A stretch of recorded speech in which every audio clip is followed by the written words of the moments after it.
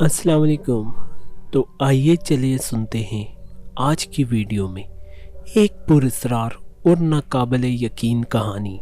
1970 की दिहाई थी। मैं इन दिनों यूनिवर्सिटी में तालीम हासिल कर रही थी। मुझे अपने तालीमी अखराजात पूरे करने के लिए कोई ना कोई जॉब करनी थी। इस वक्त तलबा लाइब्रेरी में जाकर मतलूबा मजमून की मालूमात हासिल करते थे। मैं भी अक्सर लाइब्रेरी से इस्तिफादा करती थी। इस लाइब्रेरी की इंतज़ामिया मुझसे वाकिफ़ थी। इन दिनों इम्तिहानात की वजह से तकरीबन हर रोज़ ही लाइब्रेरी जाना पड़ता था। एक रोज़ जब मैं एक किताब इशू करवाने के लिए काउंटर पर आई तो वहाँ लाइब्रेरियन के साथ एक और शख्स भी था। उन्होंने मुझे कुछ वक्त देने को कहा। मैं राज़ी हो गई। इनसे बात कर मालूम हुआ कि लाइब्रेरियन जॉब छोड़कर जा रही थी और मुझे ये जॉब मिल रही थी। मैंने इनको बताया कि मैं यूनिवर्सिटी में पढ़ रही हूँ। उन्होंने कहा कि इस वक्त तक मैं 2 बजे के बाद आ जाऊँ और रात 9 बजे तक का वक्त दूँ। साथ ही मैं अपनी पढ़ाई में भी मदद ले सकूँगी। मेरा घर लाइब्रेरी से कुछ फासले पे था। मैं आम तौर पर 2 बजे से 5 बजे तक लाइब्रेरी में रहती थी, फिर अपने घर के लिए निकल जाती थी। मगर जॉब शुरू करने के बाद मुझे रात 9 बजे तक लाइब्रेरी में रहना पड़ता था। खैर इम्तिहानात ख़त्म हो रहे थे और इसके मुझे अगले सेमेस्टर के लिए फ़ीस जमा करनी थी। इस नौकरी से अच्छे पैसे भी मिल रहे थे। यूं ही सोचकर मैंने हाँ कर दी। अगले ही दिन से मैं 2 बजे लाइब्रेरी पहुंच गई। पुरानी लाइब्रेरियन का काम अब मुझे संभालना था। रजिस्टर पर किताबों का इंदराज करना, किताबें इशू करना, वापस लेना, इनको अलमारी में पहुंचाना और साफ करना। इस काम में मेरा मददगार भी था। एडवर्ड एक सुलझा हुआ शख्स था। वो उम्र में कोई 40 साल का होगा। इसको हर किताब का इल्म था। वो 9 बजे के बाद लाइब्रेरी बंद करके चला जाता था। मैं खुद भी किताबी कीड़ा थी। मुझे ये नौकरी बहुत भली लग रही थी। 2 हफ्ते पलक झपकते गुजर गए और कोई ख़ास बात नहीं हुई। एडवर्ड अक्सर मुझे 9 बजे से पहले ही भेज देता था ताकि मैं वक्त से घर पहुंच जाऊं। अपनी रूममेट से मैंने जब नौकरी का जिक्र किया तो वो खामोश होकर मुझे तकने लगी और बोली, वहाँ कोई मसला तो नहीं हुआ? मेरे इनकार पे वो कहने लगी, एहतियात से रहना और अपना ख्याल रखना। मुझे कुछ समझ नहीं आया। फिर भी मैंने सोचा शायद मेरे देर से आने को लेकर परेशान है, लेकिन मैं नहीं जानती थी वहाँ मेरे साथ क्या होने वाला है। इस रोज़ हफ्ते का दिन था। शाम के 5 बजे थे। लाइब्रेरी निस्बतन खाली थी, वरना रोज़ ही बहुत से लोग रात 9 बजे तक होते थे। मैं काउंटर के पीछे कुर्सी पे बैठी थी, एक किताब पढ़ने में मुनहमिक। अचानक मेरे काउंटर पर किसी ने खटकाया। मैंने नज़र उठाई तो एक नौजवान लड़की खड़ी थी। इसका रंग सफ़ेद और बाल ब्राउन थे। मुझे मेरी कहते हैं। इसने कहा, जी मैं आपके लिए क्या कर सकती हूँ? मैंने मुस्कुराहट चेहरे पे लाते हुए पूछा, मुझे कुछ किताबें नहीं मिल रही, क्या आप मेरी मदद करेंगी? वो मुझे गौर से देखते हुए बोली, एडवर्ड। मैंने एडवर्ड को ढूंढते हुए आवाज़ दी। वो नज़र नहीं आ रहा था। इसको लाइब्रेरी के बारे में सब मालूम था। मुझे ही जाना होगा। मैंने एडवर्ड को ना पाकर सोचा, कौन सी किताबें चाहिए आपको? मैंने पूछा, शैतान से मुतल्लिक। वो इसी नॉर्मल अंदाज में बोली। मैंने चौंक कर इसकी तरफ देखा। ऐसी किताबें यहाँ नहीं हैं, मैंने हितमी तौर पर कहा और वापस काउंटर की तरफ मुड़ी। मुझे ऐसा नहीं लगता, इसने अजीब से अंदाज में कहा। मुझे इस लड़की से खौफ सा महसूस हो रहा था। इसी वक्त एडवर्ड आता नजर आया और मेरी जान में जान आई। लड़की का मदा सुनकर एडवर्ड ने भी वही जवाब दिया जो मैंने दिया था। वो लड़की मुस्कुराई और बोली, साबित हो जाएगा। इसके बाद وہ تیز قدموں سے باہر نکل گئی۔ میں نے پریشان ہو کر ایڈورڈ کی طرف دیکھا۔ انہوں نے مجھے تسلی دی اور کہا، آج کل کی نسل کچھ بھی تجربات کرنا چاہتی ہے، مگر تم پریشان نہ ہو۔ میں بھی مطمئن ہو گئی۔ وقت گزرتا گیا اور 8 بج گئے۔ میں اس بات کو بھول گئی۔ لائبریری میں اکا دکا لوگ باقی تھے۔ ایڈورڈ میرے پاس آ کر بولے، تم پورے 9 بجے لائبریری بند کر دینا، 1-2 افراد ہی باقی ہے۔ میں پوری لائبریری چیک کر کے آیا ہوں، کوئی بھی نہیں ہے، مجھے ایک کام سے جانا ہے۔ اچھا ٹھیک ہے، میں نے سر ہلایا۔ ایڈورڈ کے جانے کے آدھے گھنٹے بعد وہ 1-2 افراد بھی چلے گئے۔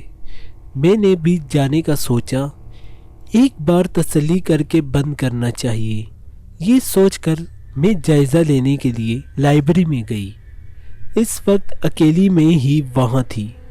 ایک عجیب سا خوف محسوس ہو رہا تھا۔ کوئی ہے ابھی؟ میں نے آواز دی۔ جواب میں کوئی نہ بولا۔ میں واپس کاؤنٹر پر آ گئی اور تمام لائٹس بند کرنے لگی۔ جیسے ہی میں مین دروازے کی طرف بڑھتی، مجھے کتابوں کے گرنے کی آواز سنائی دی۔ کتابیں گرنے کی آواز سن کر میں وہیں رک گئی۔ پہلا خیال جو میرے ذہن میں آیا وہ یہی تھا کہ شاید کسی پڑھنے والے نے کتابیں صحیح طریقے پہ نہیں رکھی۔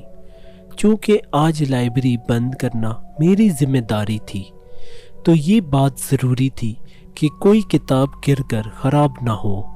چنانچہ میں واپس کاؤنٹر کی طرف مڑی اور کچھ لائٹس جلانے کے بعد میں لائبریری کا جائزہ لینے کے لیے آہستہ آہستہ قدموں سے چلنے لگی۔ کوریڈور کے ایک جانب الماری تھی۔ میں ایک ایک رو دیکھ رہی تھی، مگر زمین پر کوئی کتاب نہیں تھی۔ میں جب آخری الماری کی رو میں پہنچی تو حیرت کا جھٹکا لگا۔ اس الماری کے سامنے زمین پہ کوئی 10 کتابیں ایک دوسرے کے اوپر رکھی تھی، جیسے ایک ستون سا بنا رہی تھی۔ مجھے لگا ابھی لائبریری میں کوئی ہے جو مجھ سے مذاق کر رہا ہے۔ میں نے کتابیں واپس الماری میں رکھ دی اور جلدی سے مین دروازے کی طرف گئی، مگر اس کے ہینڈل پر ہاتھ رکھتے ہی مجھے دوبارہ کتابوں کی گرنے کی آواز سنائی دی۔ مجھے سخت غصہ آیا۔ کون تھا جو مذاق کر رہا تھا؟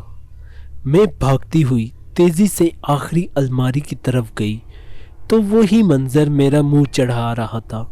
کتابیں 10 ہی تھی اور سب کی سب فرش پہ ایک ستون کی طرح رکھی تھی۔ میں نے چیخ کر کہا، کون ہے؟ کون ہے یہاں؟ مگر کوئی آواز نہ آئی۔ میں نے کتابیں واپس رکھیں۔ کتابیں رکھتے ہوئے جب آخری کتاب رکھنے کے لیے اٹھائی تو حیرت اور تعجب سے میرا منہ کھلا کا کھلا رہ گیا۔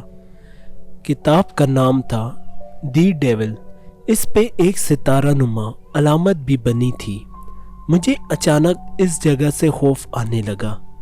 یہ کتاب پہلے تو یہاں نہیں تھی۔ میں ایک عرصے سے یہاں آتی رہتی تھی، کبھی میں نے اسے نہیں دیکھا تھا۔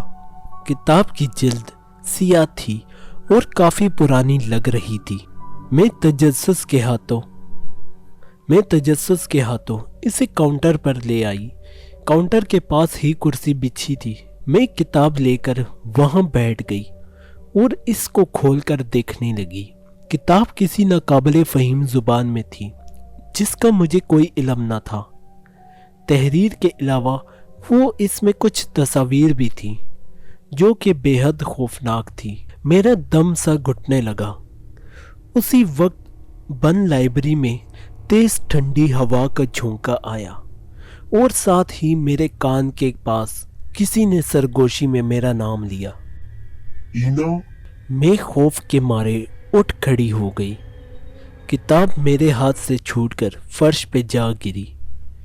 میرا جسم کانپ رہا تھا، حلق میں کانٹے سے پڑ گئے تھے، دل میرے کانوں میں دھڑکنے لگا تھا۔ میں آنکھیں پھاڑ پھاڑ کر لائبریری کے کوریڈور کی طرف دیکھ رہی تھی۔ وہاں کوئی نہ تھا۔ معلوم نہیں کب تک کھڑی رہی۔ پھر اچانک ہی مجھے جیسے ہوش آ گیا۔ میں نے جگ سے پانی گلاس میں ڈال کر پیا، کچھ ڈھارس بندی تو میں نے ایک بار پھر ہمت کی اور پوچھا، کون؟ خاموشی بہت بڑھ گئی تھی۔ مجھے اپنے ہی دل کی دھڑکن سن کر ڈر لگ رہا تھا۔ میں کوئی ڈرنے والی بچی نہ تھی۔ مجھے اکیلے رہتے 7 سال ہو گئے تھے۔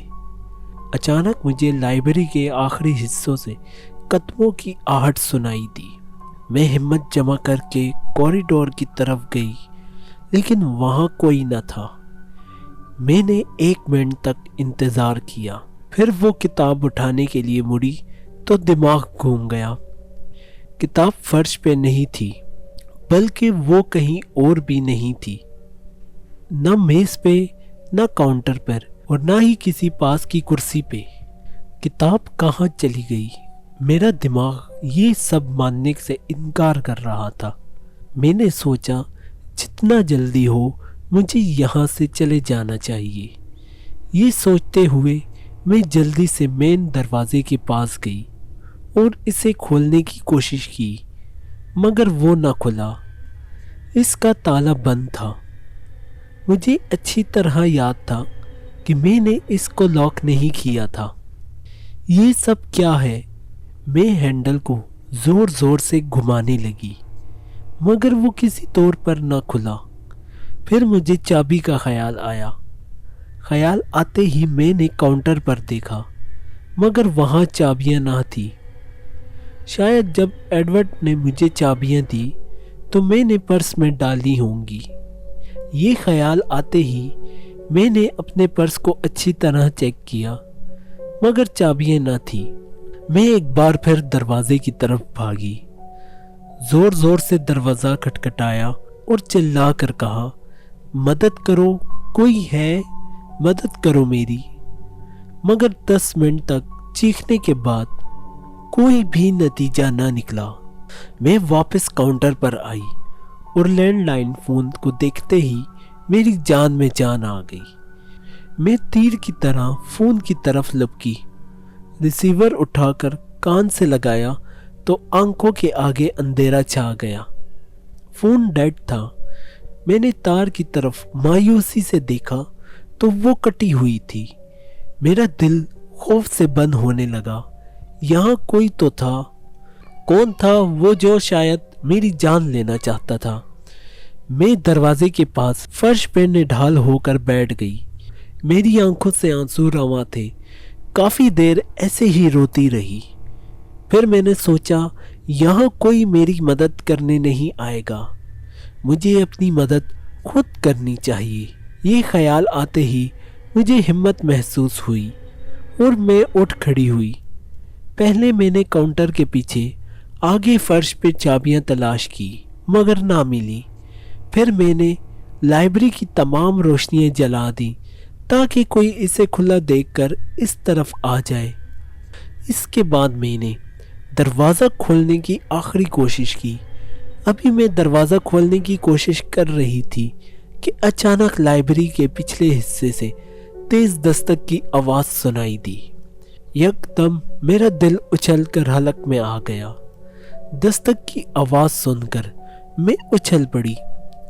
دستک لائبریری کے پچھلی طرف سے سنائی دی تھی۔ میری ہینڈل پر سے گرفت چھوٹ گئی تھی۔ میں بے یقینی میں پیچھے مڑ کر دیکھنے لگی، پھر آہستہ قدموں سے کوریڈور کی طرف آئی۔ پوری لائبریری روشن تھی، وہاں کچھ بھی نہیں تھا۔ میں وہیں کھڑی سوچ رہی تھی کہ شاید لائبریری کا کوئی پچھلا دروازہ بھی ہوگا جس کا مجھے علم نہیں تھا، اور وہاں سے کوئی لائبریری روشن دیکھ کر چلا آیا تھا۔ اس خیال نے مجھے حوصلہ بخشا اور میں لائبریری کے پچھلے حصے کی طرف چل پڑی۔ ابھی میں نے آدھا راستہ طے کیا ہوگا کہ اچانک تمام روشنیاں گل ہو گئی اور خوفناک اندھیرا لائبریری میں اتر آیا۔ میرے قدم وہیں رک گئے۔ دل زور زور سے دھڑک رہا تھا۔ کسی انہونی کا احساس ہو رہا تھا۔ چاند کی روشنی لائبریری کی شیشوں کی کھڑکیوں سے پار ہو گئی اور لائبریریز میں سفید ہلکی چاندنی پھیل گئی۔ اسی وقت میں نے نوٹ کیا کہ کوئی سامنے دھند سی ہے۔ سفید دھند نے ایک ہیولے کی شکل اختیار کر لی، جس کے نہ ہاتھ تھے نہ پاؤں، مگر وہ کھڑا تھا۔ میں سمجھ نہیں پا رہی تھی کہ وہ کیا ہے۔ اسی وقت میرے کان کے قریب کسی نے سرگوشی کی۔ سرد ہوا کا جھکڑ سا مجھے ہلا گیا۔ میں نے ایک فلک شگاف چیخ ماری اور پلٹ کر دروازے کی طرف بھاگنے لگی۔ اسی وقت پھر سے دستک ہونے لگی۔ زور زور سے دروازہ دھڑدھڑایا جانے لگا۔ میں نے کونے پہ پہنچ کر مڑ کر دیکھا، وہاں کوئی نہ تھا، مگر دستک زور و شور سے جاری تھی۔ میں خدا کو یاد کرتی واپس پلٹی۔ شاید کوئی انسان ہو جسے میری مدد کی ضرورت ہو۔